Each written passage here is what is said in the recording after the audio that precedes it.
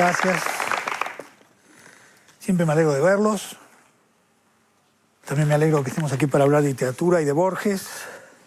Hoy vamos a digamos, a centrarnos, o por lo menos poner como punto lo que llamamos la serie de la biblioteca, ¿no es cierto?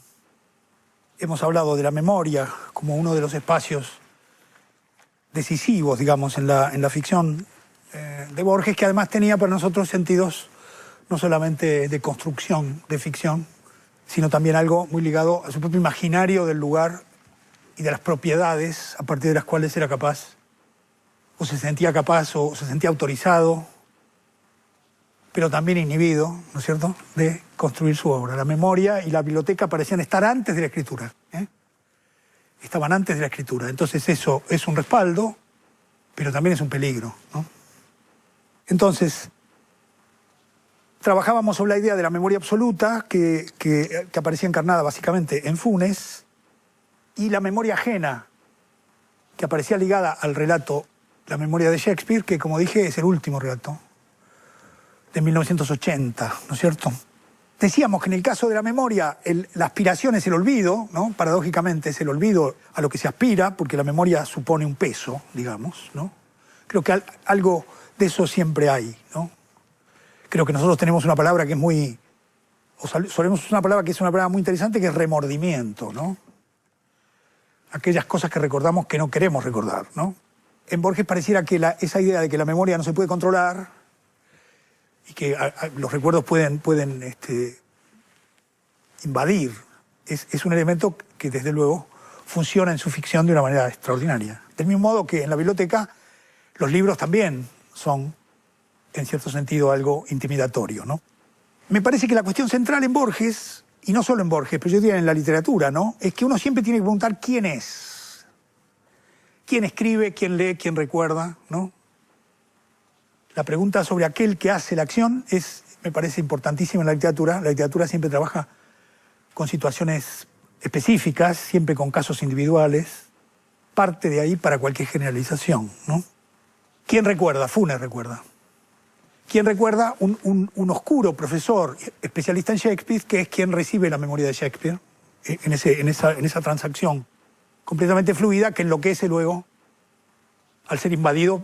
Su memoria cada vez es invadida por la memoria de Shakespeare y al final ya no sabe cuál es la vida que ha vivido, ¿no es cierto? ¿Y quién lee, no?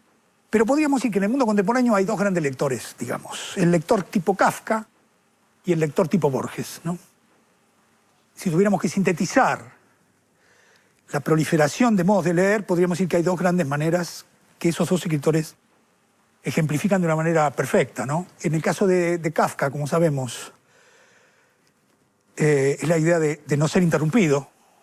Kafka tiene una carta bellísima a Felisa, ¿no?, a Félix Bauer, y le dice: mi ilusión es vivir en un sótano muy largo, que nadie pueda nunca entrar ahí, que me dejen la comida en la puerta, así yo puedo hacer un poco de ejercicio, dice él. De modo que me dejan la comida y yo tengo que recorrer el sótano para abrirla y llevarme la comida, y ahí estaría yo muy feliz, en ese sótano, porque ahí podría leer tranquilo, y quizás si leo tranquilo puede ser que pueda escribir, ¿no? Sabemos que Kafka, que es el mejor de todos, siempre decía que no podía escribir, ¿no? Que es un detalle que siempre identifica a los buenos escritores, ¿no? Los buenos escritores son los que tienen dificultades para escribir, como Borges, ¿no? Dificultades, quiero decir, como les decía, no es un escritor prolífico, ni es un escritor que tenga una respiración larga, ¿no? Entonces, la interrupción es un elemento importantísimo en la experiencia de la lectura para cualquiera, yo diría, ¿no? Hay también acontecimientos en la historia de la lectura, de interrupciones, y hay un cuento buenísimo de Cortázar, uno de los mejores de Cortázar, ¿no?, Continuidad de los Parques, donde hay alguien que está leyendo una novela y lo van interrumpiendo, y al final el que le interrumpe es el personaje central de la novela que está leyendo, que es el amante que viene a matar al marido, que está leyendo un libro en un sillón de terciopelo verde, ¿no? Es un cuento increíble, ¿no? Porque es un cuento sobre qué es leer una novela y qué es leer un cuento, pero también es un cuento sobre la paranoia o sobre la sensación que tiene uno cuando está leyendo y que no quiere que lo interrumpan. Cualquier persona a la que uno ve leyendo en el subte o en cualquier lugar está como en un espacio propio, concentrado en eso, y uno mismo lo ve y no sabe muy bien lo que está. Si uno no tiene la cultura necesaria La experiencia de ver gente leyendo y saber lo que pasa. Si un marciano viene y ve a alguien leyendo, pero dice, ¿qué está haciendo esta persona, no? Que está ahí sin moverse. Lo real irrumpe, ¿no? También la cultura es una pausa. Saul Bellow dice, la cultura es como la oración, dice él. Es una pausa en medio del ruido y del caos y de la velocidad. Y el arte es una manera de establecer un momento, un paréntesis, en el que podemos tener un tiempo propio, ¿no? Por eso yo creo que la cultura de masas, siguiendo la tradición kafkiana, tiene esa pregunta que nos hacen siempre, en general, los escritores, ¿no? Y no solo los escritores, ¿qué libro se llevaría a una isla desierta, no? Que yo alguna vez hice el chiste, porque claro, es como si ellos imaginaran que solamente estando en una isla desierta uno va a leer, ¿no? Yo siempre les contesto que me llevaría, como lo dije ya alguna vez, un libro que me enseñara a hacer un bote, ¿no? Eso es lo que me llevaría a la isla desierta, si pudiera, ¿no? Decía, Kafka es el lector de un solo libro, ¿no? Eso si uno lee el diario lo ve, que pasa semanas con un solo libro. Puede ser la Biblia, puede ser Dickens.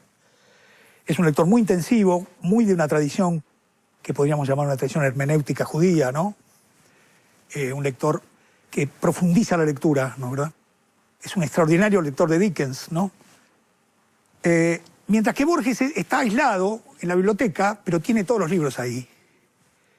Y entonces un libro remite a otro, y remite a otro, y remite a otro, y remite a la sensación de que siempre hay otro libro que no se leyó, ¿no? Por eso es muy contemporáneo Borges. Porque todos tenemos hoy esa sensación en la web, que ni siquiera tiene borde la web. Como la biblioteca de Borges, que tampoco tiene bordes, y ni siquiera se sabe dónde termina la serie, ¿no? Borges transmite muy bien lo que supone la lectura incompleta. Que siempre falta un texto, ¿no? Que siempre hay algo que todavía habría que leer y que eso que no está leído determina lo que estamos leyendo, ¿eh? ¿Y qué es lo que lee? Lee una serie mezcladísima de textos, de filosofía, de matemáticas, de cuentos, no lee novelas, ¿no es cierto? Lee biografías. Hay un libro que es extraordinario y que quiero rendirle un homenaje ya las he nombrado, ¿no? Los he nombrado. A Laura Rosato y Germán Álvarez, que son los que hicieron este libro extraordinario y que trabajan seriamente, que ni siquiera quieren aparecer por acá, ¿no? Porque seguramente están en la biblioteca buscando alguna otra cosa. Quiero decir que este libro se los recomiendo especialmente porque es un libro maravilloso por cómo fue hecho, fueron encontrando los libros de Borges que estaban diseminados en la biblioteca y cómo leyeron las notas que Borges ponía al final de las páginas, pequeñas notitas de Borges que ellos reproducen. Y uno se da cuenta entonces cómo lee Borges, ¿no? Borges leía textos variadísimos y en cada de esos textos encontraba una frase que luego aparece en sus cuentos, ¿no? Un lector absolutamente microscópico, el lector miope. La distancia en Borges en relación con la lectura es una cosa fundamental, ¿no? Es decir, está siempre leyendo cerca, ¿no? Está siempre leyendo la pequeña huella, ¿no? Y al mismo tiempo está siempre leyendo una serie. Es como si de cada libro sacara algo y luego siguiera la serie, ¿no? No es el lector que lee, no digo que no lo haya hecho, no es el lector que lee por completo todos los libros, sino que lee muchas veces los mismos libros y encuentra, porque además era muy, muy meticuloso, de modo que anotaba, ponía la fecha del momento en el que había hecho esa pequeña nota, ¿no? Por otro lado, de hecho, es un lector que escribe lo que lee, ¿no? Copia lo que lee, ¿no? Y por lo tanto cultiva un arte de la cita que es fantástico, ¿no? Y también cultiva lo que Benjamin llamaba el arte de citar sin comillas, ¿no? También cultiva el arte de citar sin comillas. Ustedes verán muchas de esas frases que nosotros le elogiamos a Borges y que son de otro, pero que han terminado por ser de Borges, ¿no? Porque además las traduce tan bien que a veces las mejora, ¿no? Las mejora un poco siempre, ¿no? Entonces, muy notable. Yo lo vi a Borges 4 veces, ¿no? La primera vez cuando era estudiante, tenía 18 años, en el año 59. La segunda vez en el 1969, yo estaba trabajando en ese momento haciendo una colección policial, en realidad, en una editorial que se llama Tiempo Contemporáneo, y también hacía una colección de cuentos ahí. Saqué cuentos de Mailer, cuentos de Wernicke, y entonces en un momento se me ocurrió hacer una selección de cuentos de Conrad, porque en aquel momento no estaban circulando los cuentos de Conrad. Entonces dije, lo voy a ir a ver a Borges, a ver si él selecciona los cuentos y hace un prólogo, y sería lindísimo que él eligiera los cuentos. Entonces hice eso, lo llamé por teléfono y por supuesto me atendió. Porque estaba muy solo Borges. Porque era ciego, ¿no? Entonces, si uno lo llamaba y si le decía para qué lo quería ver y aquello para lo cual quería verlo tenía sentido, y le decía, véngase. Entonces fui a verlo y me dijo lo que siempre decía, pero qué buena idea, ¿no? Eso es que siempre le hacía, qué buena idea, no se le había ocurrido a nadie antes, qué sé yo. Empezó con eso. Y claro, dice, sí, fenómeno. Dice, tenemos que poner primero el duelo. Hay un cuento de Conrad extraordinario que se llama El duelo, que son dos soldados que se odian tanto que mientras van las guerras napoleónicas asolando toda Europa, ellos están siempre en un duelo privado, cada vez que se encuentran se baten a duelo como dos endemoniados. Es lindísimo el cuento porque mientras tanto la guerra asola a toda Europa y ellos cada vez que se ven en cualquier bar o en cualquier lugar que estén, porque los regimientos de ellos dos, que son del mismo ejército, se encuentran, inmediatamente se ponen a hacer un duelo privado. A Borges le parecía muy Kafka ese cuento, ¿no? Le gustaban mucho esos tipos que estaban en esa obsesión. Entonces inmediatamente después me empezó a contar duelos. Y la tarde fue cayendo y nos olvidamos de Conrad. Primero me contó, me acuerdo el primer cuento, el primer duelo. Me dijo, una vez Julio César estaba por iniciar una batalla y el general enemigo le dijo, bueno, en lugar de que muera tanta gente, ¿por qué no nos batimos a duelo nosotros dos? Entonces Julio César, que por supuesto era muy buen escritor, entre otras cosas, le dijo, sí, cómo no, pero yo le mando un gladiador, si usted quiere. Entonces Borges se divertía mucho con eso y después siguió con una serie, de la que me acuerdo, una serie de cuentos, por ejemplo, un enfrentamiento entre Saint-Beuve y Víctor Hugo, ¿no? Y que Víctor Hugo no creía en los duelos, pero no podía no aceptar el desafío en aquel tiempo. ¿No? Entonces fue al duelo con un paraguas pintado de amarillo, me dijo Borges, para mostrar que él no estaba de acuerdo con el duelo. Eran cuentos, era una serie lindísima de duelos, y después me contó uno absolutamente extraordinario, que pasaba en un pueblo de la provincia de Buenos Aires, donde había un guapo, de estos guapos borgianos, que tenía a todo el mundo, que era el hombre valiente del lugar, ¿no? que se llamaba Soto. Y resulta que al pueblo llega un circo pobre, un circo, esos circos medio campesinos, ¿no? Y en el circo había un domador de leones, que ponía la cabeza en la fauce del león y se convirtió en el hombre más valiente del pueblo, todo el mundo. Y se llamaba Soto, para peor. Entonces, porque este hombre tenía muchos problemas, dice, porque cada vez que iba a tomar una ginebra al bar aparecía el otro Soto que le decía, acá sobra un Soto. Y el pobre domador de león tenía que salir corriendo por la puerta de atrás. ¿No? Le encantaba esa historia a Borges, y es lindísima, la verdad, ¿no? Entonces, ahí vi cómo funciona, ¿no? Funciona con una serie que está unida por un eje, aunque la materia común sea variadísima, porque pasaba de algo que había leído en las décadas de Tito Livio a algo que había leído en un intercambio de cartas de Víctor Hugo, a una anécdota oral, en fin. Y todo estaba como enhebrado por esa forma que él usa mucho, ¿no? La esfera de Pascal, alguien hablaba de la esfera de Pascal. De pronto toma una metáfora y la sigue. El infierno, toma el infierno como es que aparece. Es decir, que construye una cadena, pero que era, evidentemente yo lo vi funcionar ahí como si fuera alguien que, yo no sé cómo llamar a eso, pero era como, bueno, así le funciona la imaginación, ¿no? Estuvo como 4 horas contándome duelos y se olvidó de Conrad. Y yo después le dije, muchas gracias, Borges, y me fui. ¿No? Por otro lado, los duelos son un elemento central de su ficción, ¿no? Son un elemento central de su ficción. Se repiten los duelos como forma a lo largo de toda su obra y son siempre igual. Son dos hombres que se enfrentan por el reconocimiento y son capaces de afrontar la muerte. Los cuentos de cuchilleros son una serie, pero también hay duelos que incluyen, por ejemplo, los teólogos, ¿no? El cuento que se llama Los teólogos. En La muerte y la brújula uno puede decir que en realidad es un duelo de Lonrod con Scarlac, que se parece mucho al sur en ese sentido, porque Lonrod, que es el gran intelectual, cae, digamos, bajo la telaraña de Scarlac, que por fin lo mata, ¿no? Y después hay otro que es un extraordinario cuento, ¿no? Deutsche Requiem, que es el cuento contado por el intelectual nazi, ¿no? Por el filósofo que es un nazi, donde ahí se ve algo que yo creo que es una marca de Borges. ¿Cómo decirlo? Borges solo ve la identidad, ¿no? Nunca ve la diferencia. Es un hombre que tiene, no digo que tenga un defecto, porque no es un defecto, pero tiene una virtud particular por la cual de todo capta lo que es igual a, ¿no? Tiene como un, no sé cómo se llama eso, como si tuviera un ojo de más. Entonces, en todos lados ve, tac, pero entonces no ve la diferencia. Entonces, por ejemplo, ese cuento en la próxima reunión de la semana que viene, vamos a ver la cuestión de la política en Borges, ahí yo veo un problema. Por ejemplo, al final, los que se enfrentan son siempre lo mismo, ¿no? O sea, Borges dice, bueno, pero en realidad los teólogos, en el cielo de los cielos, tan distintos que eran, terminaban siendo uno igual al otro, ¿no? Siempre hay un lugar donde los opuestos terminan por identificarse. Eso está en los cuentos de Borges todo el tiempo. En este cuento es más complicado porque es el filósofo que dirige un campo de concentración y tortura a un filósofo judío, y luego en el final, en la metafísica de Borges son lo mismo. Bueno, no son lo mismo.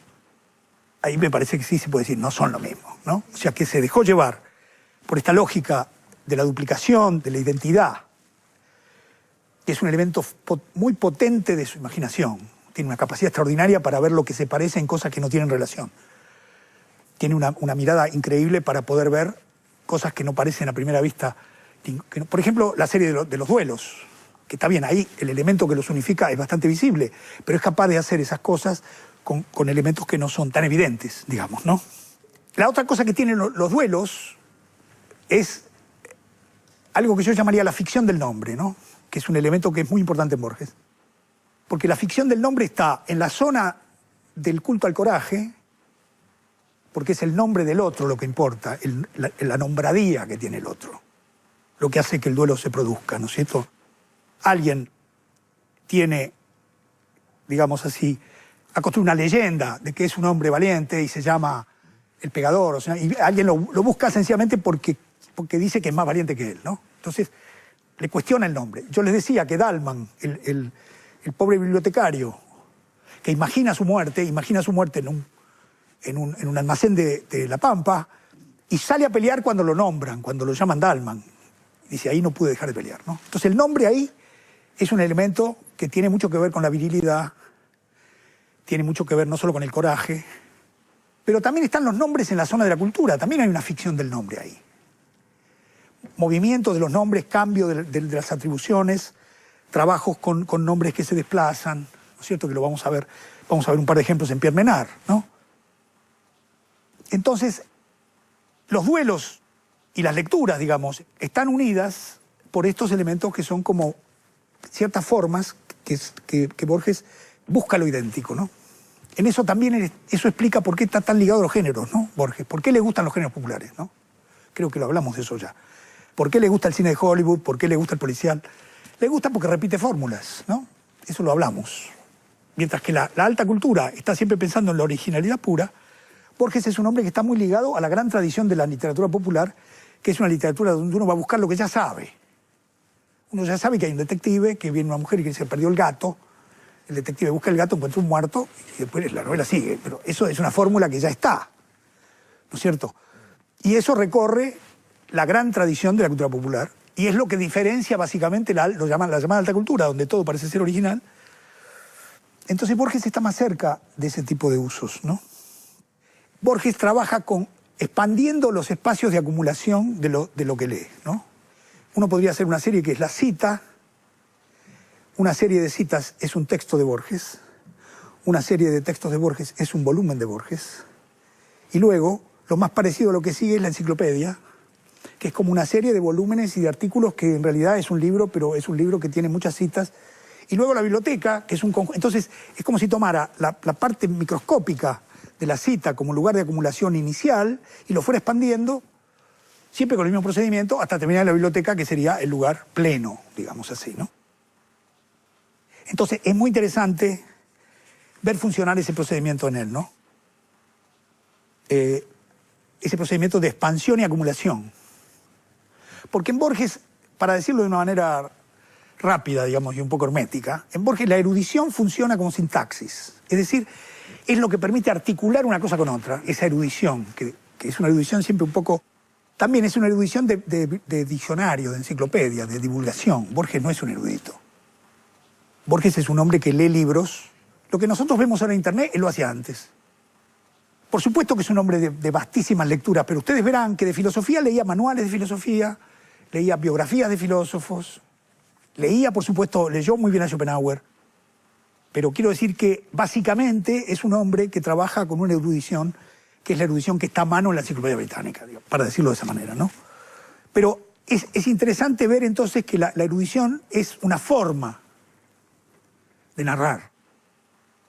No tiene, digamos, el gesto del erudito en el sentido del gesto de aquel que quiere hacer ver, porque todas sus maneras de manejar la cultura están siempre puestas en un lugar indeciso, ¿no? Este espacio que comienza siendo el espacio de que leo una lectura en un espacio pequeño que es la cita, digamos, y termino en una biblioteca donde lo que está es parece imposible de agotar. En ese sentido, la saturación lo abruma, ¿no? Como a nosotros nos abruma. Él es uno de los primeros que percibe esa situación, ¿no? La sensación de que siempre estamos mal informados, la sensación de que siempre nos falta un libro, la sensación de que siempre nos falta un dato.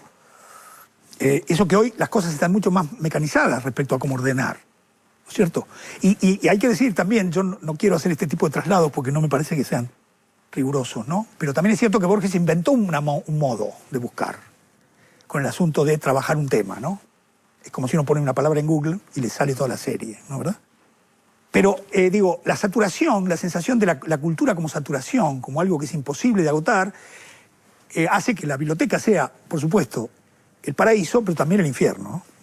Entonces, en Borges está muy presente, y lo van a encontrar muy fácilmente, la fantasía del incendio de la biblioteca, ¿no? Empezar de cero, que la cultura está continuamente esa fantasía, ¿no? Porque ¿qué pasa si todo está escrito? Vamos a parar acá, vamos a hacer como Hitchcock, vamos a parar 5 veces.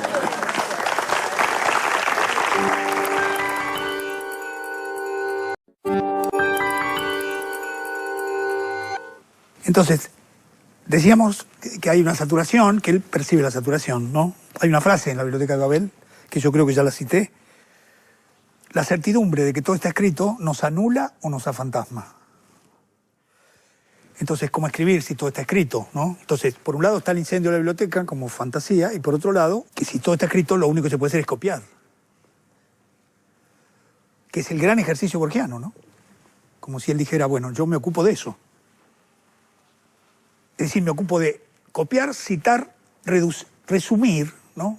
Yo creo que una de las técnicas narrativas más extraordinarias de Borges es la capacidad que tiene para contar un relato o una novela o lo que quiere contar, cómo resume una historia, ¿no? Que muchas veces son historias inventadas las que resume también, ¿no? Como tema del Tadeo del Héroe, que consigue resumir. Bueno, lo que yo les decía, después la gente escribe novelas de 500 páginas con esos resúmenes, ¿no? Él es capaz de reducir el tema del Tadeo del Héroe, extraordinario relato, que tiene 8 páginas, y uno lo lee, no puede creer que tenga 8 páginas. La capacidad que tiene para sintetizar es un trabajo con esa vastedad y con esa sensación de que todo eso es algo... Y nos ha ayudado a todos con eso. A todos nos ha ayudado con eso, ¿eh? A no dejarse intimidar. Ahora, al mismo tiempo, él es consciente de que hay como una frontera ahí, que ya es una frontera legal. Está la cita por acá, que es, digamos, el uso legítimo, y está el plagio por acá. Y él se mueve en ese movimiento y pone todo lo que es... ¿Qué tienen en común la cita y el plagio? Que son escribir una lectura. Es una escritura de segundo grado. Son iguales, digamos. En un caso hay un nombre y en otro no hay. Pero el movimiento es el movimiento básico de Borges, que es voy a escribir lo que leo. Entonces, uno podría hacer una serie donde estaría la cita, estaría la parodia, estaría el pastiche, de todas las formas que se pueden manejar para escribir el resumen, la nota, en fin, para terminar en el plagio, digamos, que sería ese uso ilegal que Borges practica todo el tiempo, ¿no? Y que además practica de maneras muy múltiples. Por ejemplo, lo practica de una manera extraordinaria cuando traduce. Uno lee los textos de Borges y cree que todos son de él, porque las traducciones son tan buenas, que son iguales al estilo que él usa, y entonces uno dice, no puede ser que esto sea igual a lo que él escribe. Si ustedes hacen la prueba de ver y de ir al original, van a ver que lo que él logra es que la calidad de la prosa o la identidad de la prosa es tal que cuando él cita algo de alguien, esa persona escribe como Borges. ¿No es cierto? Es decir, usa los mismos adjetivos extraordinarios que usa Borges, sea quien sea el escritor, ¿no? Entonces, la traducción es una práctica muy importante para él, porque la traducción es escribir una lectura escribir de nuevo todo un libro que sin embargo no es de uno. Y eso es Pierre Menard. Es un texto sobre la traducción, ¿no? El traductor es alguien que escribe de nuevo todo un texto que es el mismo que el otro. Y Borges dice, no es necesario cambiar de lengua. Ningún problema tan cercano a los misterios de la creación literaria, una cosa así, que encierra una traducción, ¿no? Porque ¿qué es lo que ve en la traducción? Ve lo que le interesa a él, que es qué quiere decir escribir una lectura, ¿no? ¿Qué quiere decir que uno está leyendo un libro y escribe eso que lee, ¿no? Y ahí él empieza a establecer una serie de tensiones entre el original y la copia, y en esos textos que tienen sobre la traducción, las traducciones homéricas, las versiones homéricas, insisten que a veces la copia es mejor que el original, que pasa muchas veces en la cultura contemporánea. ¿No es cierto? Nosotros hemos vivido, bueno, Benjamin lo explicó muy bien, ¿no? Que la cultura contemporánea es una cultura donde antes teníamos que ir al museo a ver el objeto único y ahora podemos ver, para hablar de la cuestión visual, podemos ver toda la historia de la cultura puesta en una relación que no es la relación que tuvo originalmente. Lo que Benjamin llama el fin del aura. Vamos ahí, vemos el original, y entonces tenemos un aura, ¿no es cierto? Pero resulta que si nosotros vemos la Gioconda y al lado vemos un cuadro de Picasso, y después ya lo estamos sacando del lugar, ¿no es cierto? Estamos sacándolo del lugar, y por lo tanto le estamos sacando el aura, lo estamos poniendo en otra situación, ¿no? ¿Qué es lo que hace Menard con el Quijote, ¿no? Lo pone, Borges hace que lo ponga, dice, lo escribe de nuevo, en una lengua que no es la de él. Qué raro que escriba así, empieza bien, ¿no? Porque dice que un hombre del siglo XVI escriba así, está bien, pero que un francés que escribe en castellano escriba de esa manera y empiece una novela en un lugar de la Mancha, ¿no? Borges, por su lado, había dicho una cosa extraordinaria, ¿no? Que, por supuesto, vaya uno a verificarla. Dijo, el primer libro que leí fue El Quijote en inglés, dijo Borges. Tenía 9 años y leí El Quijote en inglés, y después cuando lo leí en castellano me pareció una mala traducción. O sea, está todo... Por supuesto que es un chiste, quizá, pero es un chiste que tiene mucho sentido y que tiene mucho que ver con Pierre Menard, ¿no? Entonces, la traducción como plagio y todos estos movimientos están en Borges de una manera muy subversiva, es una palabra que ya mejor no usarla, pero digo, muy transgresiva, no sé qué usar, muy de vanguardia. Es un gran lector de vanguardia, Borges. No es un escritor de vanguardia, porque le gustan los cuentos clásicos, pero es un gran lector de vanguardia. Y es mejor que haya lectores de vanguardia y no escritores de vanguardia, para decir la verdad. Porque los escritores de vanguardia son muy molestos. En cambio, los lectores de vanguardia abren caminos y crean situaciones de lectura nueva, ponen en relación textos que no existen, como Benjamin, por ejemplo, ¿no? Que es un gran lector de vanguardia, ¿no? Y Borges, en ese sentido, es muy, digamos, tiene mucha energía, ¿no? Otra razón por la que pensamos que es un buen escritor es porque es un muy buen lector, ¿no? Y mi padre me franqueó su biblioteca, una biblioteca en su mayor parte de libros ingleses. Y yo me eduqué en esa biblioteca. Y recuerdo, entre los libros, recuerdo una edición de Garnier del Quijote. Esa edición yo la releí, y muchos años después, cuando volví a Buenos Aires, quise releer el Quijote en la misma edición. Me costó bastante trabajo conseguirla, con los mismos grabados en acero. Pero yo pensaba que esa era la edición del Quijote, siendo la primera que yo había leído. ¿En qué consiste el modo que tiene Borges de leer? No lo vamos a poder descifrar, ¿no? Pero vamos a poder, por lo menos, ver alguna manera de acercarnos a lo que él realmente inventó, yo diría, ¿no? Que es una manera de leer que no existía antes, ¿no? O que no estaba tan bien sentada. Hay un texto fundamental de Borges de 1951, ¿no? Que se llama Notas sobre Asia Bernard Shaw. Está en otras Inquisiciones. Yo les pido que escuchen esta frase porque es extraordinaria. Una literatura difiere de otra, ulterior o anterior, menos por el texto que por la manera en que es leída. Si me fuera otorgado leer cualquier página actual, dice Borges en 1951, ¿no? Esta, por ejemplo, si la que nosotros estamos leyendo, como la leerán en el año 2000, yo sabría cómo será la literatura en el año 2000. Eso es como un aerolito que llegó del no se sabe dónde. Es una frase extraordinaria, ¿no? Vamos a decirlo así. Él está pensando en el futuro remoto, que es el presente nuestro. Hoy nosotros leemos como Borges. En ese momento, él pensó, dentro de 50 años, si yo supiera cómo van a leer dentro de 50 años, sabría cómo va a ser la literatura. No si va a haber libros, como la gente dice ahora. ¿Va a haber libros? ¿No va a haber libros? ¿Va a ser en pantalla? ¿Va a ser económico? ¿Caro? ¿Cómo va a ser? No, no importa, dice. Lo que importa es si la gente va a seguir leyendo o no. ¿Y cómo va a leer? Digamos, no se preocupa por la cuestión de si los libros se van a quemar o van a estar. Es decir, que la cuestión central es que la lectura literaria, para poner ese caso, es un modo particular de lectura, ¿no es cierto?, que no depende del texto. Eso es lo extraordinario. No es que uno lee porque el texto le dice cómo tiene que leerlo, sino que hay un modo de leer, el modo de leer del año 1951, contrapuesto al modo de leer del año 2000, que si uno sabe cómo es, sabe cómo funcionan esos textos. Es lo que él hace en Pierre Menard. En Pierre Menard él hace el juego de decir cómo se leía el Quijote en el momento que salió y cómo se lee ahora en 1939, si supusiéramos que el texto ha sido escrito en este momento, que es lo que Pierre Menard hace, ¿no? Pierre Menard decide escribir de nuevo el Quijote. No lo copia, lo sabe y lo escribe igual. Entonces Borges agarra un párrafo y dice, claro, leído en aquel momento esto quería decir esto, pero leído ahora esto es una cosa muy intrigante. Empieza a cambiar el modo de leer el texto y el texto se empieza a modificar, ¿no es cierto? Les leo un pequeño fragmento del Menard, ¿no?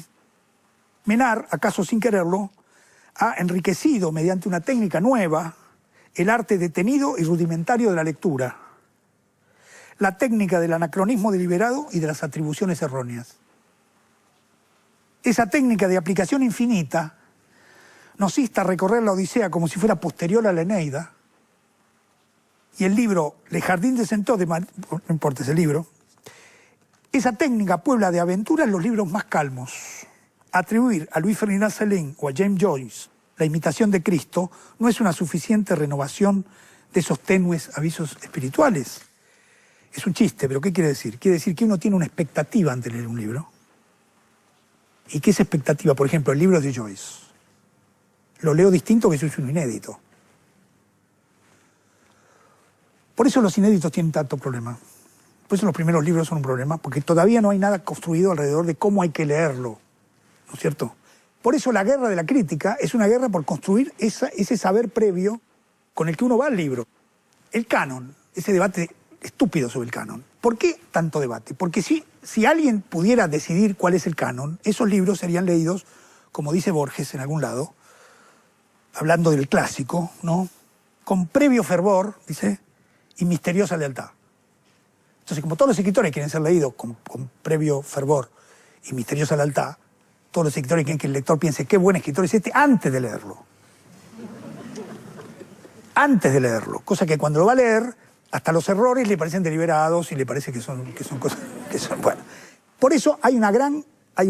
por eso digamos, la tensión interna de la literatura pasa por ahí, no por los textos. Pasa por cómo se construye el saber previo, cómo se construye la legitimidad, cómo se construyen los lugares a partir de los cuales se leen los textos, ¿no? La imagen del escritor, ¿no?, es uno de los elementos básicos. Hay que construir una imagen de escritor que permita que cuando uno va a leer ese escritor ya se imagine lo que viene. Hemingway tuvo tanto éxito con sus libros y con cierta figura de escritor norteamericano, de hombre de acción, que terminó por pegarse entre la cabeza. Pero construyó una de las grandes figuras de escritor que se conocen, ¿no? El escritor que no escribe, que solo está en la guerra, que va a pescar, nunca escribía, ¿no? No aparecía como un escritor, aparecía como alguien que estaba en los bares tomando ginebra con Marlene Dietrich o con cosas así. Y eso creaba una expectativa respecto a la verdad que había en sus textos, ¿no? Con esto lo que quiero decir es que Borges capta algo que está en la cultura, que es que siempre vamos a los textos con una expectativa, ¿no es cierto?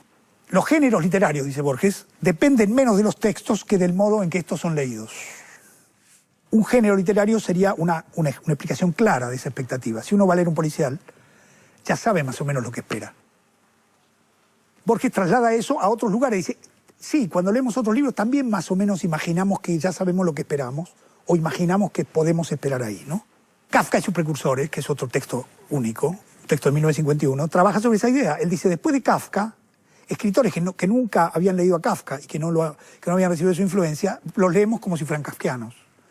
Porque Kafka ha construido un modo de leer un determinado tipo de espera, un determinado tipo de burocracia, que cuando leemos Butterfly de Melville pensamos que es un texto kafkiano, o los duelistas de Conrad, que se pelean incesantemente ellos dos. Eso es kafkiano, ¿no? Quiere decir que Kafka nos ha creado una condición para leer de otra manera. Y los grandes escritores y los grandes textos crean lectores y crean modos de leer. Entonces Borges empezó a trabajar con eso, siguiendo la huella de Macedonio Fernández. Por eso los prólogos de Macedonio Fernández, ¿no? Y quizá el texto más extraordinario que escribió Borges es Tlön ug Baror Tertius. Como han visto, trato de no hablar de demasiados textos de Borges. Trato de que nos centremos en algunos textos básicos y luego ustedes harán la exploración que quieran, porque si no es un poco aburrido. Entonces Tlön es un gran libro, es quizá el texto mejor que se ha escrito en castellano en los últimos años, ¿no? Hay que imaginar, como dije, lo que era leerlo en 1940. Ahí Borges juega con esta idea de que en realidad está detrás de su teoría de la lectura, ¿no? Que es leer mal. En realidad la lectura de Borges pone en juego la cuestión de leer mal, porque claro, si yo leo el Quijote como si yo hubiera escrito en el año 1929, estoy leyendo mal, ¿no? Entonces Borges trabaja mucho el problema de qué quiere decir leer mal, ¿no? Si yo leo un texto como si hubiera escrito Joyce y el texto no es de Joyce, o sea, hay una distorsión, hay un cambio de contexto, hay algo que se parece mucho a lo que Benjamin viene diciendo también sobre la pérdida del aura. Hay un uso de los textos. Hay un uso de los textos, donde la cuestión no es la corrección de la lectura, sino el efecto productivo que ese tipo de uso es capaz de convocar, ¿no? El ejemplo más claro es el que propio Borges da, que es: yo leo la filosofía como si fuera una rama de la literatura fantástica. Está equivocado, porque la literatura no es una rama de la literatura fantástica. Él la lee como una rama de la literatura fantástica. Entonces dice, yo no encuentro, ustedes saben, no encuentro las construcciones extraordinarias que hay en Hegel, el espíritu absoluto, eso no lo encuentro, pero no, ni en Poe. Empieza a ver la filosofía como las grandes construcciones de universos imaginarios, las ideas de Platón como mundos paralelos, ¿no? Entonces, no está leyendo bien la filosofía, la está leyendo productivamente, está trabajando con el uso. El problema es cómo funcionan las cosas. Eso es para Borges la cuestión. ¿Cómo podemos hacer funcionar algo de otra manera, ¿no? Entonces, el efecto de voy a leer la filosofía como si fuera la literatura fantástica es Tlön ug Baror Tertius, que es un texto donde en realidad en ese texto impera el idealismo absoluto. Porque dice, me voy a imaginar un universo que funciona como funciona el idealismo absoluto. El idealismo absoluto, todo lo que sucede en la mente de las personas. La realidad no es sino un efecto. Pero hace algo muy bueno ahí, que es extraordinario, y dice, hace lo siguiente. No lo dice, de hecho, pero está insinuado. Del mismo modo que la Enciclopedia Británica describe el universo, habla de Australia, de la Argentina, de Arabia, de los panaderos, de los pescados, de la literatura, de Shakespeare, de la bicicleta, de todo. Uno tiene la Enciclopedia Británica y puede tener una idea, leyendo esos volúmenes, de cómo es el mundo, de cómo se representa el mundo. Entonces, porque dice, ¿qué pasa si hacemos la Enciclopedia Británica de un mundo que no existe, imaginado? Y en lugar de describir cómo es París, describimos una ciudad imaginaria, que es una buena idea. Entonces inventa esa enciclopedia apócrifa, que cuando ustedes relean el relato, es un grupo que decide escribir una enciclopedia sobre un universo paralelo, ¿no? Borges tiene la suficiente precaución y la suficiente inteligencia narrativa para insinuar el tema, porque un escritor que no fuera tan interesante como él habría escrito la enciclopedia, que sería muy aburrida, ¿no? Porque lo bueno es la idea. No que me empiece a describir cada cosa que pasa en ese universo. Lo bueno es decir, hay una enciclopedia donde uno puede conocer un universo paralelo leyéndola de un universo que es paralelo al nuestro. Y el segundo movimiento genial borgiano es que esa enciclopedia, ese mundo que solamente existe ahí, empieza a incidir en el mundo real y empieza a alterar el mundo real. Empieza a producir efectos de perturbación en el mundo real. Tienen que leer el final, hay una postdata. Borges hace una cosa muy linda ahí. Él escribe el texto en 1940 en una chacra de Amorín, que nosotros tenemos la dicha de haber conseguido una filmación de Borges joven en el momento que estaba escribiendo Tlön.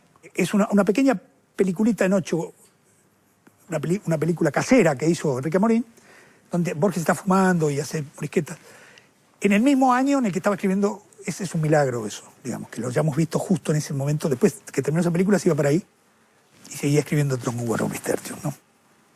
En la postdata, él es muy sagaz. Entonces escribe el libro y publica en 1940 y le pone una postdata de 1947, pero nosotros ahora la leemos como si fuera real la postdata, pero en 1940 se sabía que era una postdata puesta en el futuro, ¿no? En la postdata de 1947 ya Borges está resignado a que el mundo se ha convertido en clon, ¿no? Es decir, que la ficción ha entrado en la realidad, que es un tema de él básico, que la ficción ha empezado a perturbar la realidad y a cambiarla, y el mundo será clon, dice él, el mundo será clon, ¿no? En esos extraordinarios momentos que tiene ese texto, un texto que ha producido efectos extraordinarios, yo traje la reedición que se hizo de los primeros cuentos que salieron en inglés de Borges, una edición que se llamó Labyrinths, que hizo un amigo mío y un gran traductor que se llama Jim Irby, que es una gran traducción, y que todos los escritores norteamericanos leyeron esta edición, que salió en 1962. Ahora la reeditaron y le pidieron el prólogo a William Gibson, que quizá alguno de ustedes conoce. Es un novelista que escribe lo que llaman cyberpunk. Es un novelista extraordinario. La primera novela se llama Neuromancer, y luego ha hecho una serie de novelas, sigue escribiendo, que trabajan con el mundo de la web. Él empezó muy pronto a entender que había un mundo paralelo que se podía construir. Les recomiendo, es un gran escritor.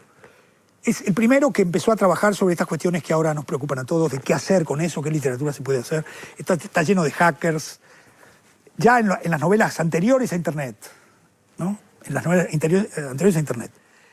Me pareció extraordinario que los editores, que creo son New Direction, le pidieran a él un prólogo, porque es un escritor que no está, digamos, no es Pynchon, digamos. Es un escritor tan bueno como Pynchon, pero no tiene el prestigio de Pynchon porque escribe ciencia ficción, ¿no? Entonces, él hizo un prólogo que en lugar de ponerle una introducción le puso una invitación, ¿no? Y dice que él leyó a Borges por primera vez en una antología de ciencia ficción a fines de los años 50 y que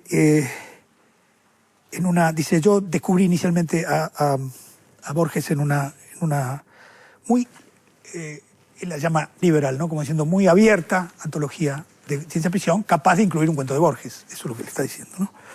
Y entonces ahí dice, yo descubrí en ese momento, dice, recuerdo la sensación, al mismo tiempo compleja y simple, que me produjo la primera lectura de Tron Ubarrow Tertius. Ahí, por primera vez, dice, comprendí el concepto de software, dice Gibson, ¿no? Nosotros no lo tenemos que decir eso, porque parece que lo vamos a mejorar a Borges porque se parece a la tontería de que si el Google, que no el Google, ¿no? Porque él escribía esta cosa en los años 40. Pero es verdad que su sistema de clasificación y su sistema del Aleph tienen que ver con una cultura donde eso tiene que ver con que él sabía mucha matemática y por lo tanto trabajaba con la teoría de los tipos y cuestiones que los que están programando. Es muy notable que William Gibson haya sido elegido para hacer el prólogo de este libro y que recuerde de esa manera a Borges, ¿no? Entonces, el objeto más maravilloso que hay en Tron es lo que Borges llama Ronir. Yo había traído la cita, pero me la dejé, no la quiero buscar ahora. Y de paso ustedes leen el relato, ¿no?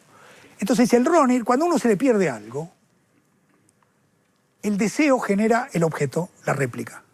Borges llama en el relato Ronir a un procedimiento por el cual uno materializa lo que... No materializa un objeto cualquiera, materializa un objeto que ha perdido. Dice, claro, a veces eso empieza, por supuesto, como es Borges. Dice, a veces la primera réplica es igual, pero ya la segunda no. Dice, ya la segunda empieza a estar un poco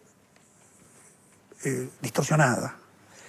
Y a la gente le interesa la distorsión de lo que está buscando, ¿no? Entonces, bueno, a nosotros nos pasó eso. Yo tenía este objeto, que es una especie de calidoscopio, que me regaló un tío cuando yo era muy chico, en mi niñez, y que me ha acompañado y un día lo perdí. Lo perdí. Después apareció en un cajón, pero nosotros, mientras preparamos el programa, tratamos de producir un Tron, producir un Ronir. Y entonces, esto fue lo que salió. ¿Qué es? Esto ya muy disminuido el pobre, pero también con una pared de mi casa de la infancia. Entonces, ya ven que el Ronir tiene la virtud de que si bien uno busca reproducir el objeto puro, el Ronir aprovecha para también poner algo que uno seguramente desea o recuerda con mucha nostalgia, como yo recordaba en la pared exterior de la casa, ¿no? Entonces acá tenemos un Ronnie verdadero, ¿no? Muchas gracias.